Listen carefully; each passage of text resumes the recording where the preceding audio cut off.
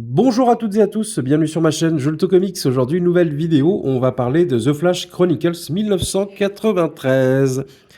Alors, on avait déjà parlé de l'année 92 ensemble, et là, on va parler de l'année 93, donc de la série The Flash Chronicles, avec Mark Waid au scénario, donc qui a pris le relais de William Messner-Loebs durant l'année 92. On avait vu ça ensemble, donc il a pris les rênes de la série, et puis il a fait une mini-série qui s'appelle Flash Year One, qui a redéfini les origines de Wally West. Dans cette année 93, Mark Waid va être présent au scénario et au dessin. On va trouver Greg Larocque au début de cette année 93. Greg Larocque qui fut le dessinateur très longtemps avec William Messner-Loebs. Mais on va voir également qu'au dessin, quelqu'un va prendre le relais à la fin de l'année 1993, et ce n'est rien d'autre que Mike Wieringo, un dessinateur que j'apprécie beaucoup personnellement, que j'avais découvert avec les Fantastic Four, le run avec Mark Waid. Donc cette année, on va avoir tous les épisodes de la série régulière The Flash, mais également l'annual de 1993 avec Mark Waid au scénario et Phil Lester au dessin. On va avoir également des petits numéros comme le Showcase 1993 avec au scénario Michael G. Martinek et au dessin Travis Charest. Greg Larocque va faire la plupart des numéros jusqu'au numéro 80 où Mike Wieringo va prendre le relais jusqu'à la fin de l'année, et puis pour 1994 également. On va avoir un contenu éditorial de la part de Yann Garaf, une introduction qui nous parle du contexte éditorial et de la vision que Mark Waid va avoir sur cette année 1993. En effet, cette année 1993 va être marquée par le retour de Barry Allen, qui va devenir une saga de référence sur laquelle il va être bâti beaucoup d'autres grands événements qui vont chambouler la vie de Wally West, de notre nouveau Flash. En effet, Barry Allen est parti en 1987 de la série Flash, suite à l'event Crisis on Infinite Earth, où il a quitté le monde des vivants. Et Wally West a eu du mal à accrocher le cœur des lecteurs suite à cela. Et beaucoup de lecteurs demandaient le retour de Barry Allen. Et ce souhait va être exaucé par Mark Waid, mais pas de la manière attendue forcément par les lecteurs. Et il va les prendre un petit peu à revers, et ça va être hyper intéressant.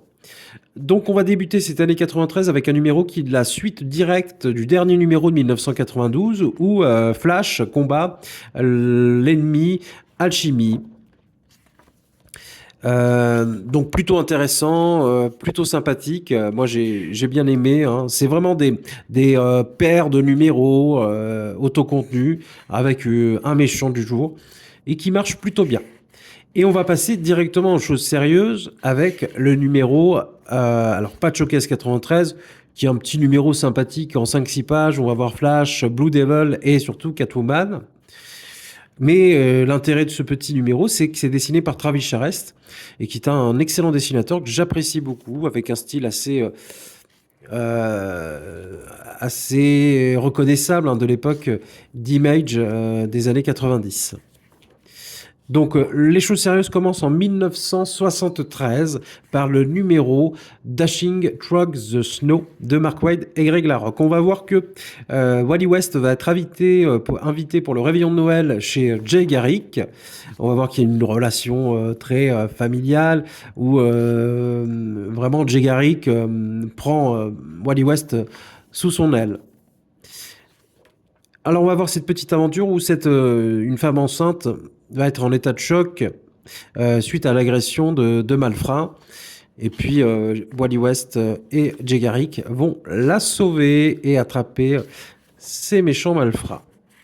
Mais l'élément essentiel et important de ce numéro, c'est la conclusion de ce numéro, où on va voir quelqu'un taper à la porte de Jay Garrick, et ce n'est rien d'autre que Barry Allen. Barry Allen qui revient d'entre les morts, tout frais, tout dispo, et qui surprend Jay Garrick, Wally West et toute la petite famille, mais également tous les lecteurs de DC qui ne s'attendaient pas à ce retour. Et donc on va avoir au niveau éditorial interview croisée, une conversation tout simplement entre Mark Waid, le scénariste, et Brian Augustine, le responsable éditorial de la série Flash. Et qui va être assez marrante, assez drôle, parce que on les entend parler qu'ils souhaitent faire revenir Barry Allen, mais comment le faire revenir? Et là, on va voir que c'est assez intéressant, qui vont le faire revenir, mais à leur manière, et pas à la manière dont tout le monde attend son retour.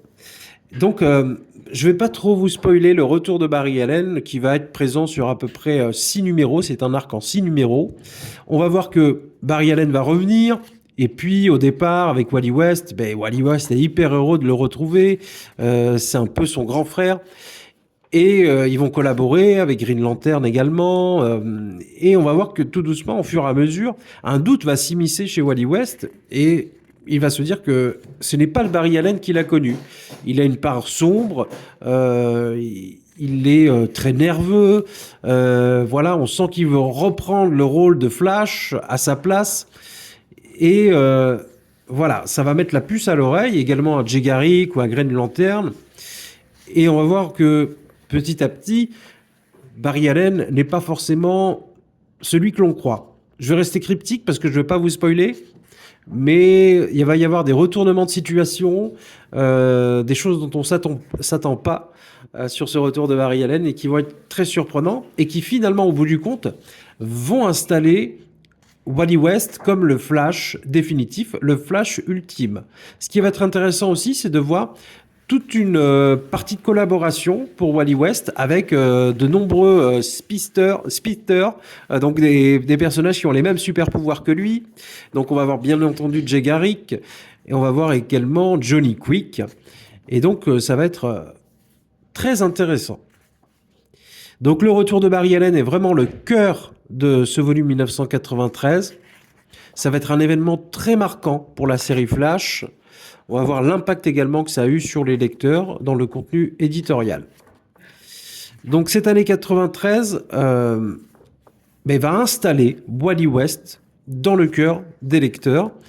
Et on va voir également cette transition au niveau des dessinateurs.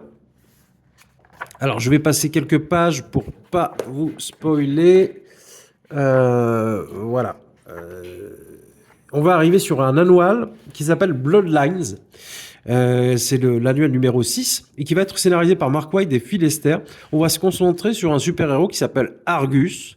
Bon, c'est un peu le point faible de ce volume, hein, parce qu'on est vraiment concentré sur ce super-héros Argus, dont je me suis pas du tout attaché. J'ai trouvé ça très peu intéressant. On est dans une ambiance polar, donc Phil Lester rajoute bien ce style, hein, de ce genre de récit, mais globalement, c'est pas du tout quelque chose de très marquant et très intéressant. Et donc là, ce qui est intéressant, c'est qu'à partir du numéro 80, Mike Wieringo reprend les rênes du dessin de la série Flash. Donc voilà, avec ce numéro 80, avec cette très belle couverture. Et moi, j'ai beaucoup aimé. J'ai trouvé que la transition s'est faite de manière un peu naturelle. Alors, Mike Wieringo a un style un peu plus cartoony. Même la colorisation est un peu plus flashy. Mais ça marche très bien, ça colle très bien à l'univers de The Flash. Et puis on va voir qu'au fil des numéros, il va progresser. Donc c'est effectivement voilà, un peu pop, un petit peu cartoon. On va voir qu'au niveau des effets, de la vitesse, de la Speed Force, qu'il y a une évolution par rapport à ce que faisait Greg Larroque. Et franchement, ça marche très très bien. L'arrivée de Mike Wieringo, voilà, vous le voyez, hein, ses effets de vitesse. Donc ça marche très bien. Même si Greg Larroque, dans un côté plus classique, ça fonctionnait bien de mon point de vue. Mais moi, je trouve que Mike Wieringo rajoute beaucoup de choses au graphisme de la série Flash. Et puis sa collaboration avec Mark Waid, on sent qu'il y a quand même une certaine alchimie entre les deux. On va voir également quelques super-héros, Starfire, Nightwing venir aider Flash dans ces numéros. Alors ça va être des numéros un peu plus autocontenus, un peu plus méchants du jour, mais néanmoins pas inintéressants. C'est sympa de voir Nightwing avec son ancien costume et son ancienne coupe de cheveux.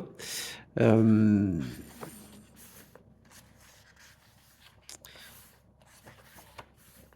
Voilà un peu globalement, ben, cette année 93, moi j'ai beaucoup apprécié cette année 93. Je trouve que Mark Waid, ben, vraiment place ses pions, développe le personnage de Wally West.